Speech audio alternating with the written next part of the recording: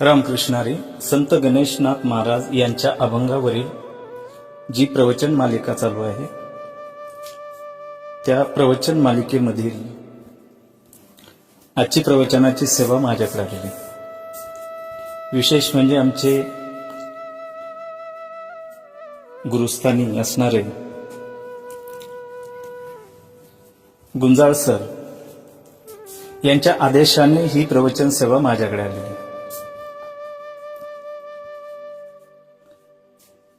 या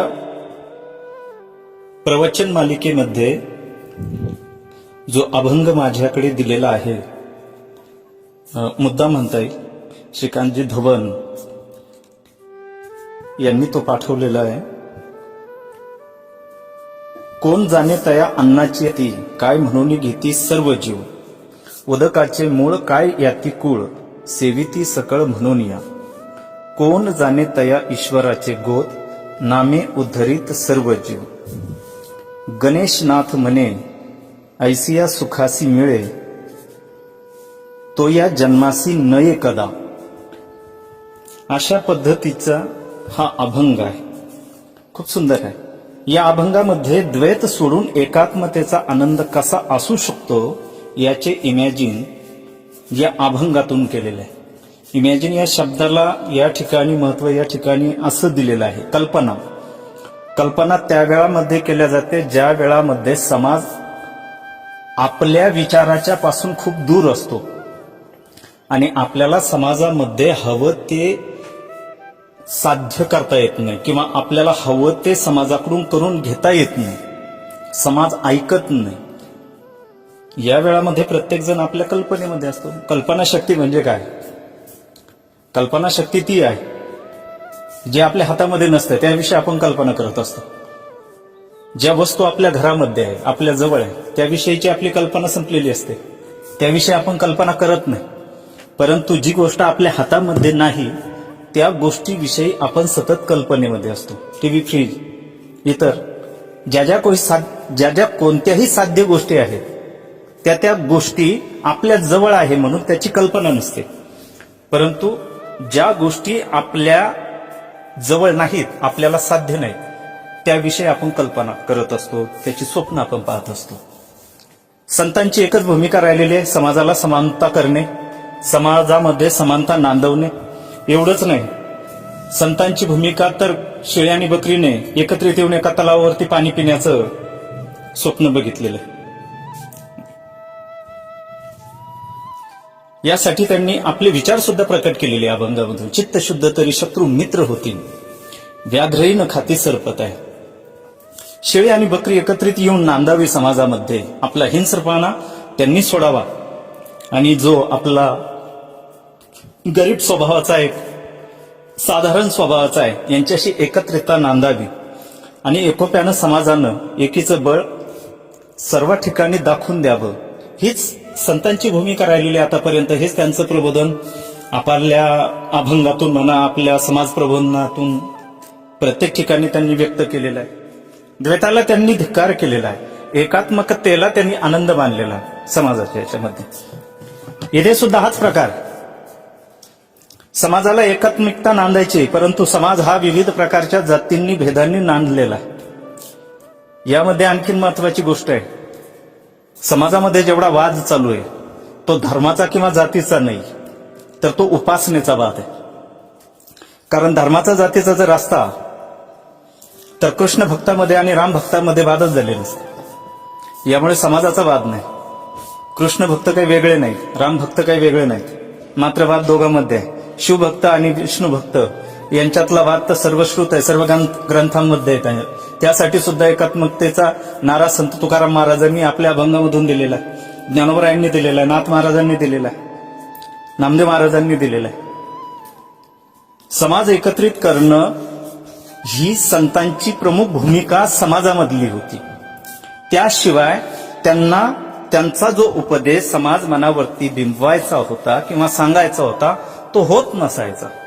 यासाठी त्यांनी समाजाच्या एकात्मकतेचं स्वरूप त्यांनी घडलं, समाजाच्या समोर ठेवलं, एकत्रितपणा करून बघितला.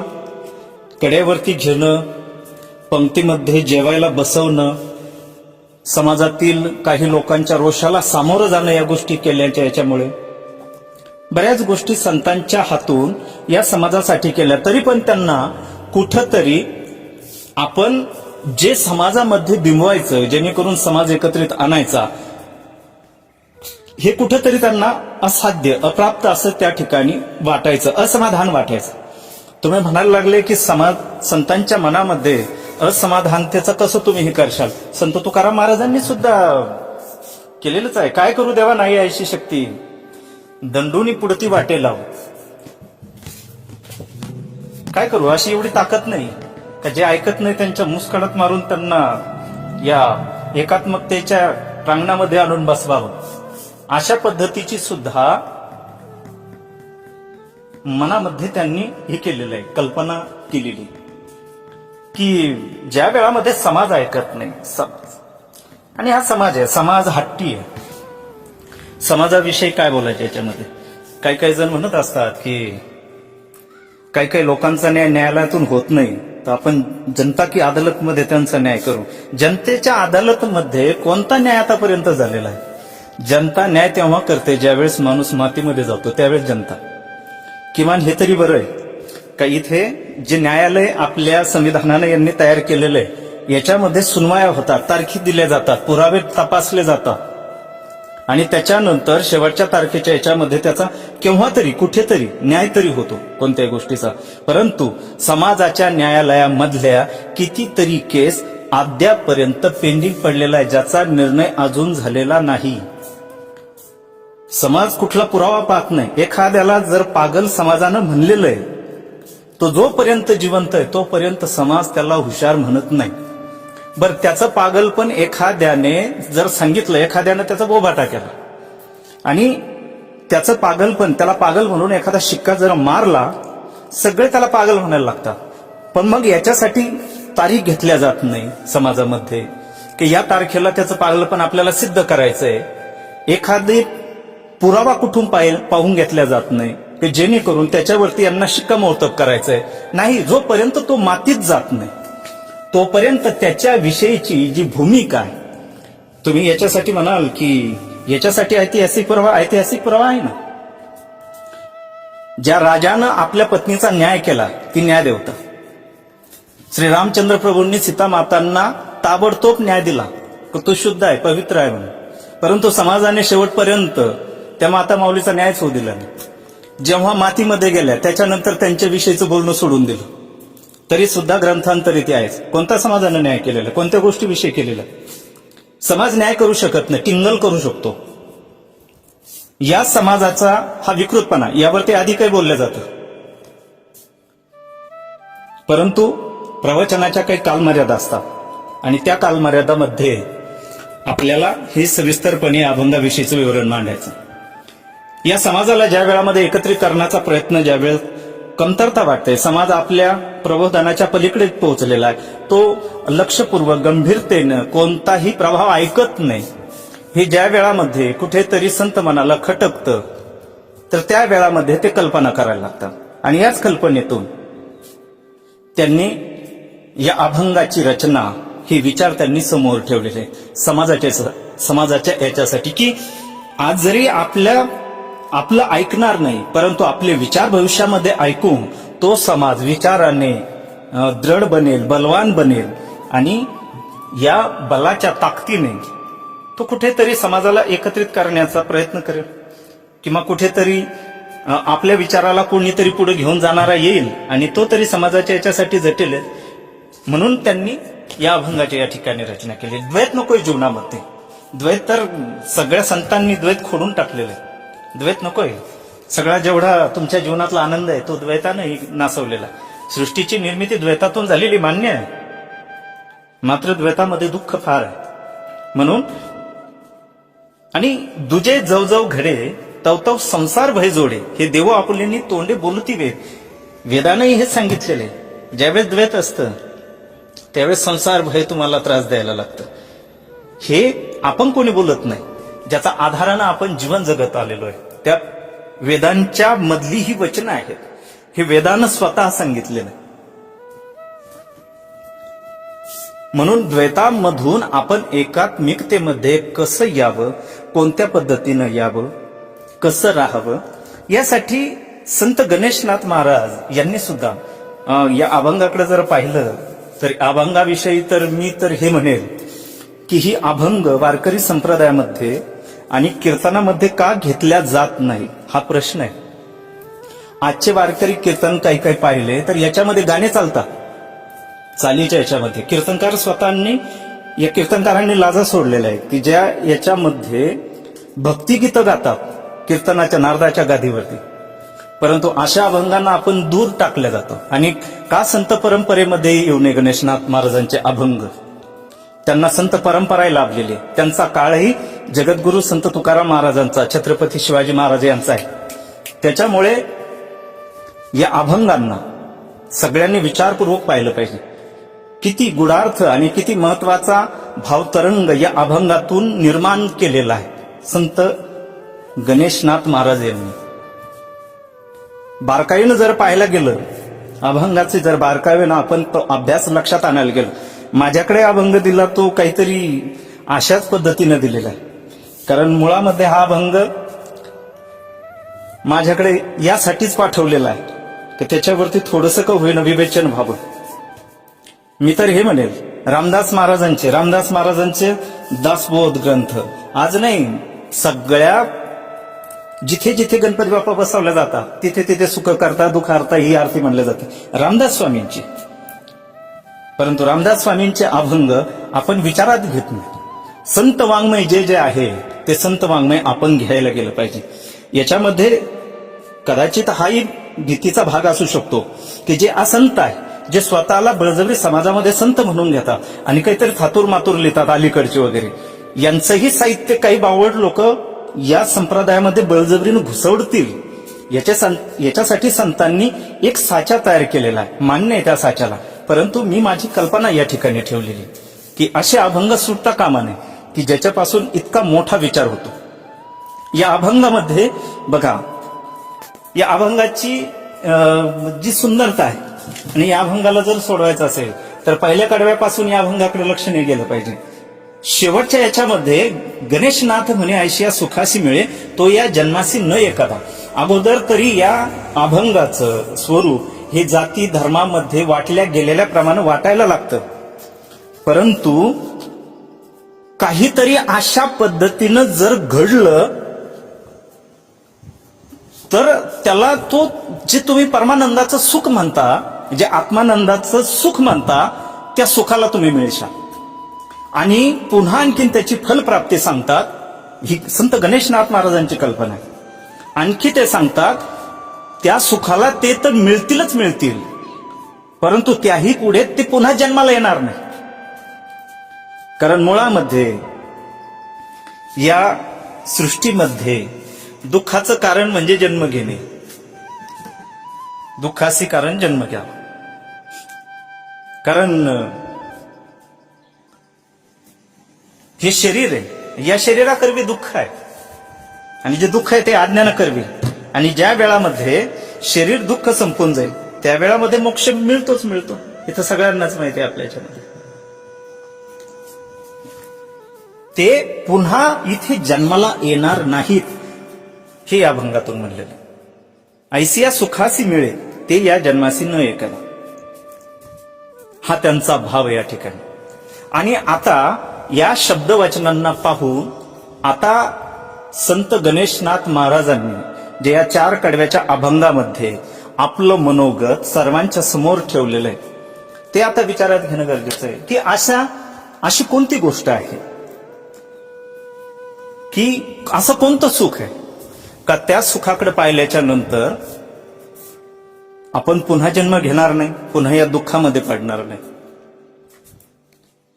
इकडे बघितल्याच्या नंतर मग अभंगाचं पहिलं कडवं येतं ते हे की कोण जाणे तया अन्नाची या जाती काय म्हणून घेती सर्व जीव. आज समाजामध्ये समाज हा धर्मांना तर पहिलेच विभागलेला या ठिकाणी. तसं जर पाहिलं मूळ गोष्टीकडे जर लक्ष दिलं तर धर्म एकच आहे, जो सनातन आहे आणि हिंदू धर्म आहे. बाकीचे धर्म हे धर्म नाहीत, हिंदू धर्मातल्या त्या शाखा आहेत. हवं तर त्याला आपण टोळी म्हणू, कारण धर्म शब्द हा वेदामधला आहे आणि धर्माला इतर कोणत्याही भाषेमध्ये दुसरा शब्द नाही. बाकीच्या ज्या आहेत त्यांनी त्या टोळ्या तयार केलेल्या आहेत, आपले गट तट तयार केलेले आहेत. आज पक्षापक्षानं सुद्धा संघटनेनं लोक विभागलेले. जाती जातीचा याचा काय धर्माचा विषय आपण घेऊन बसलो. दुसरा आला म्हणून आपल्या धर्माच्या विरोधामध्ये त्याला आपण धर्म म्हणून या ठिकाणी साध्य केलं आणि आपल्या भाषेमध्ये सोपं व्हावं म्हणून आपण त्यांना धर्म म्हणायला लागलो. परंतु ते धर्म नाहीत, त्या टोळ्या. आणि या जाती विभागामध्ये वाटलेला जो समाज आहे त्या समाजाची एकत्रीकरण करणं हा संतांचा प्रामुख्यानं भाग राहिलेला, प्रामुख्यानं विचार राहिलेला. आणि यासाठी ते रात्रंदिवस झटत होते आणि रात्रंदिवस ते विचार समाज मनावर बिंबवत होते की याचा कुठेतरी त्यांना फायदा होईल, कुठेतरी समाज एकत्रित येईल आणि एकोप्यानं नांदून काहीतरी त्यांना जी इच्छित साध्यप्राप्ती आहे ती साध्यप्राप्ती ते करून घेतील. अण्णाची जात कोणाला माहिती नाही. बघा किती सुंदरता आहे. अण्णाला कोणती जात आहे? अण्णाची जात नाही, कुळ नाही, काहीच नाही. कोण जाणे तया अण्णाची या जाती. इथे आश्चर्य होतं बरं का याच्यामध्ये. कोण हा शब्द आला की आश्चर्य व्यक्त केल्या जातं या शब्दामध्ये. आश्चर्य भाव आहे. कोण जाणे तया अण्णाची या जाती, काय म्हणून घेते सर्व जीव, असा भाव या ठिकाणी येतो की काय त्या अण्णाची उंच जाती म्हणावी की सगळे जीव आपापली जात विसरून ते अन्न खायला लागतात. अशी कोणती जात आहे त्याची? उंच जात आहे, काही नीच जात आहे, किंवा काहीतरी अशी दिव्य जात आहे की जेणेकरून त्या ठिकाणी मात्र इतर ठिकाणी ते भेदभाव करतील, उठण्यामध्ये भेदभाव करतील, रोटीबेटीसाठी भेदभाव करतील, इतर जे काहीतरी बरोबरीचं बसणं, उठणं, खाणं, पिणं. मात्र ज्या वेळामध्ये अन्नाचा शब्द येईल की भूक लागलेली आहे आणि त्या ठिकाणी जर ठेवलेलं आहे, प्रत्येक जण आपल्या घरामध्ये गहू म्हणला तर गहू सगळेजण खातो, ज्वारी, बाजरी आपापल्या पद्धतीने प्रत्येक जण त्याच्यावरती तर जगतो. अन्नमय कोश आहे, त्याच्यावरती तर प्रत्येक जण जगत असतो. त्या अन्नाची जात काय? अशी कोणती जात आहे, अशी कोणती दिव्य जात आहे की प्रत्येक जण त्या ठिकाणी जात पाहून अन्न ग्रहण करत नाही, आपल्या स्वतःकडे ते ठेवत असत.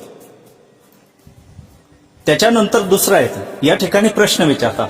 पहिल्या कडव्याच्या याच्यामध्ये आश्चर्य व्यक्त केलं, कोण जाणे त्या अन्नाची या जाती. आता या ठिकाणी प्रश्नात्मक आहे. उदकाचे मूळ काय याती कुळ, सेविती सकळ म्हणून या. उदकाला म्हणजे पाण्याला असं कोणतं मूळ आहे, त्याच्या मुळाशी असं कोणतं जातीकुळ आहे, कोणत्या जातीतून ते जन्माला आलेलं आहे, कोणत्या कुळातलं, श्रेष्ठ कुळातलं ते आहे की प्रत्येक जण त्या ठिकाणी नतमस्तक होतात आणि ग्रहण करतात, सेवन करतात, पाणी पितात. त्या ठिकाणी भेदभाव करत नाही. अन्नाच्या ठिकाणी भेदभाव नाही, पाण्याच्या ठिकाणी भेदभाव नाही. प्रत्येक जीव त्याला घेत असतो.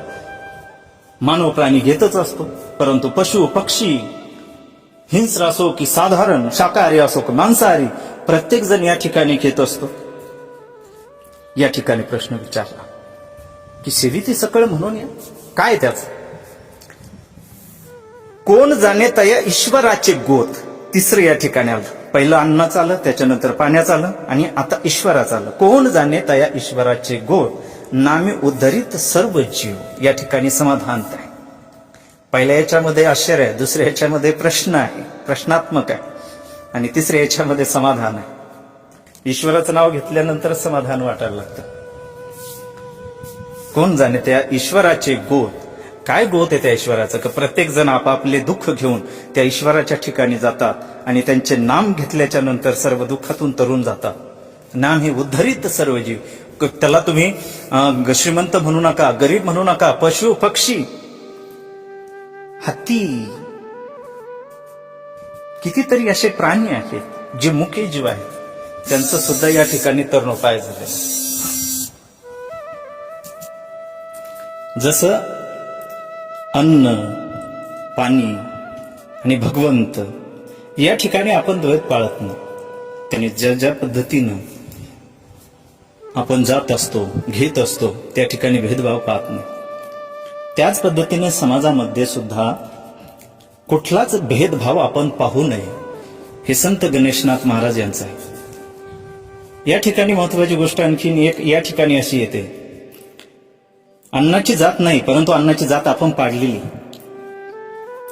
अन्नाला जात नाही, परंतु अन्नाची जात पाडलेली आहे.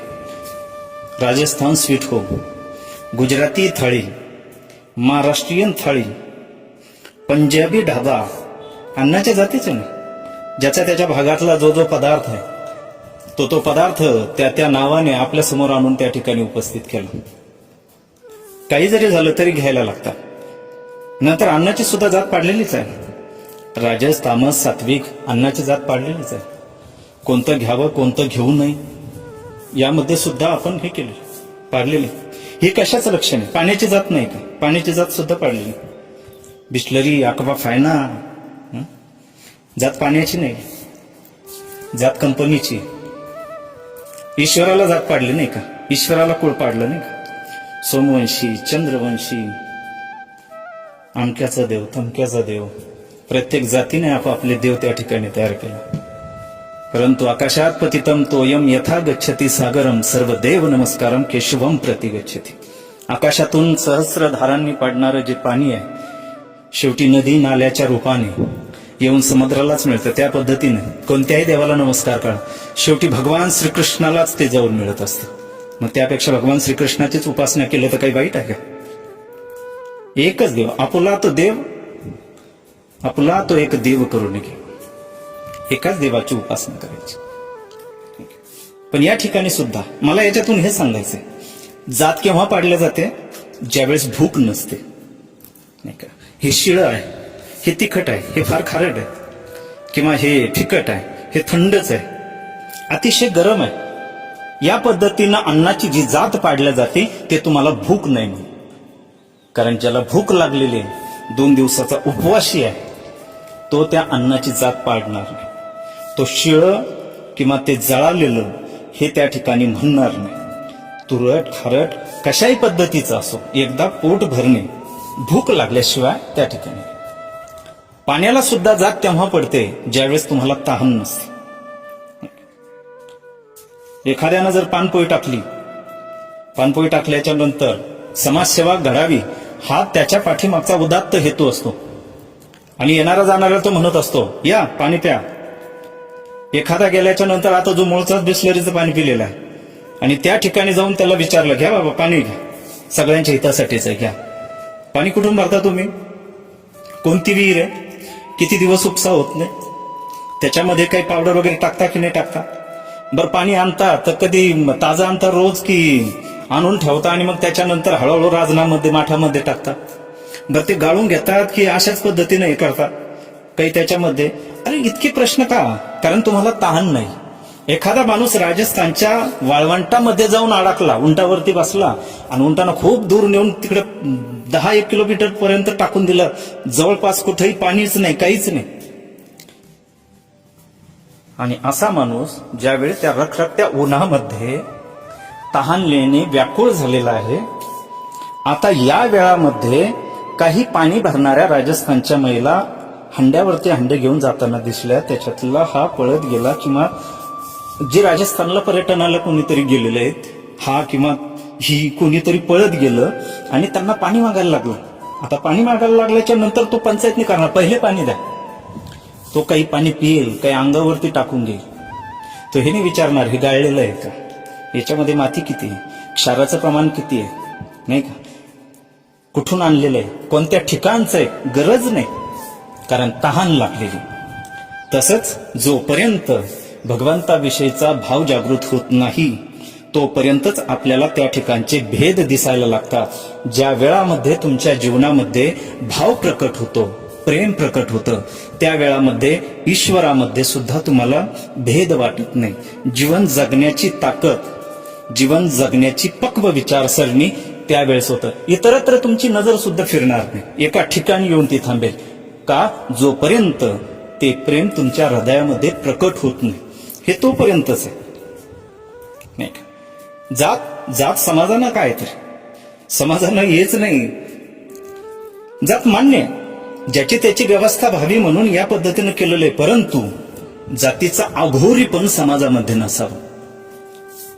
जो थैमान घातलेला आहे की प्रत्येकाने याच्यामध्ये आडवी टांग घालायची, त्याला त्रास द्यायचा, आपली जात उच्च म्हणून त्याची फुशारकी समाज माध्यमावरती करायची, समाजामध्ये द्यायची, मोठमोठ्यानं आरडाओरडा करायचा, याच्यासाठी व्यवस्था होण्यासाठी ईश्वरानं ते गोष्टीला मुंग्यांच्या जर पाहिल्या तर 5,000 जाती आतापर्यंत सापडलेल्या, याच्यापेक्षा अधिक सापडू शकतात.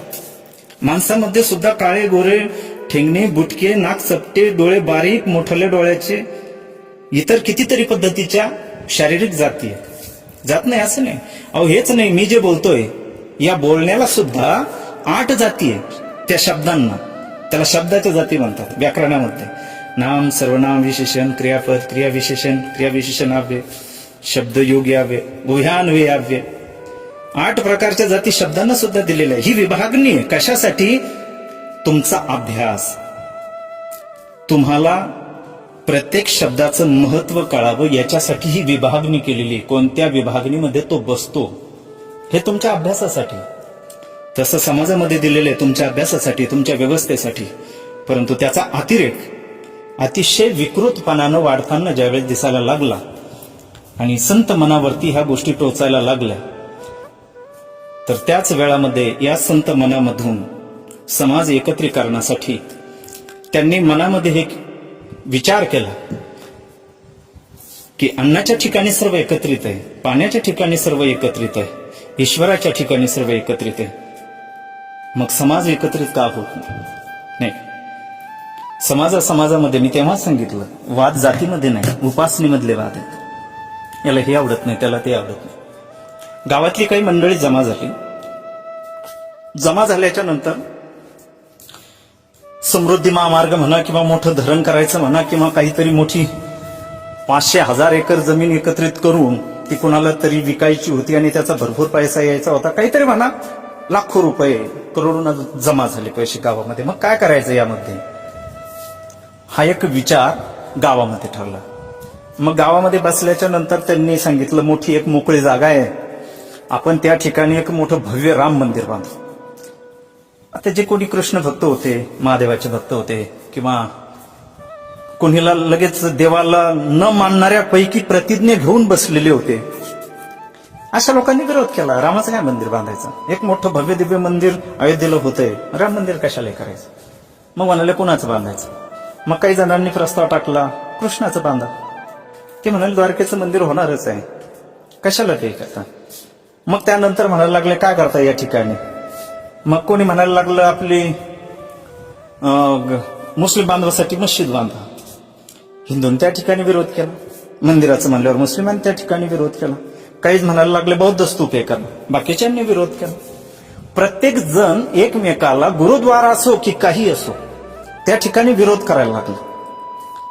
समाज मंदिर म्हणल्यानंतर त्या समाज मंदिरामध्ये सुद्धा त्या समाजाचे लोक जातील म्हणून ते पण नाही. मग त्याच्यामध्ये एक हुशार होता, तो म्हणाला दुसरं काही करू नका, काय करा म्हणे, एक ट्रस्ट मंडळ तयार करा. कारण तुम्ही राम मंदिर बांधायला जर गेले तर फक्त राम भक्त जातील, कृष्ण मंदिर बांधायला गेले कृष्ण भक्त जातील, हिंदूंचं मंदिर बांधायला गेले हिंदूच जातील, बौद्धांचं स्तूप बांधलं तेच जातील, मुस्लिमांची त्या ठिकाणी मस्जिद केली तर तेच जातील, बाकीचे. गाव एकत्रित कसा आणायचा आहे विचार तुमचा हा आहे ना.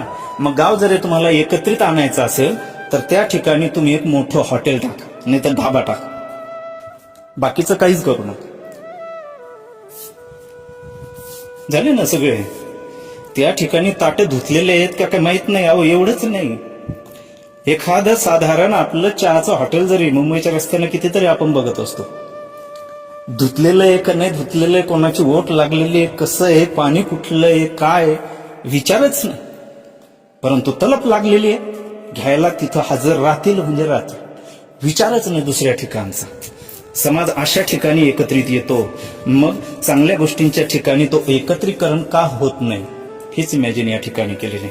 आणि ही कल्पना खूप मोठ्या प्रभावातून तयार झालेली की समाज अन्नाच्या ठिकाणी एकत्रित येतो, पाण्याच्या ठिकाणी एकत्रित येतो, ईश्वराच्या ठिकाणी एकत्रित येतो. मग असं काय होतं की समाज समाजाच्याच ठिकाणी एकत्रित येत नाही. म्हणून समाज एकत्रीकरणाच्या याच्यासाठीचा हा कल्पनायुक्त अभंग. अभंगाच्या याच्यामधून समाजामध्ये एकत्रीकरण नांदावं हेच मोठेपण संतांच्या भूमिकेतून आलेले आहे. प्रवचन इतक्याच मिनिटांचं असावं किंवा तितक्याच मिनिटाचा असा हा भाग नाही, परंतु संतांनी आपल्या अभंगामधून जो भाव ठेवलेला आहे, जो विचार ठेवलेला आहे, तो प्रत्येकापर्यंत त्याला अर्थासहित जाणं आणि त्याच्यावरती संशय उठू नये इथपर्यंत त्याचा विचार करणं, मग ज्या वेळामध्ये होईल त्या वेळामध्ये ते पूर्णचे पूर्ण हे करून सविस्तर करून सगळ्यांना सांगणं हे महत्वाचं राहतं. आणि संतांच्या या विचाराच्या याच्यानुसारच आपण जर पाहिलं तर सगळ्यात पहिले मोठे वैष्णव ज्ञानोबराय महाराज, संत ज्ञानेश्वर माऊली, मेळविली मांदी वैष्णवांची, तेव्हापासूनच सर्व संत, सर्व जाती गटातले सगळेचे सगळे संत एकत्रित केले आणि वैष्णवांची मांदी मिळवली. ते फक्त ज्ञानेश्वर महाराजांच्या काळापासून सुरुवात झाली. आणि अन्न, पाणी, ईश्वर हा भाग जर या ठिकाणी विचारात जर घेतला तर समाज एकत्रित येण्यासाठी उशीर लागत नाही, हेच याच्यातून सिद्ध होतं. अभंग तुमच्या जीवनात आज जर पाहतोय आपण समाजाकडे, तर कदाचित या अभंगाचीच ती ताकद आहे.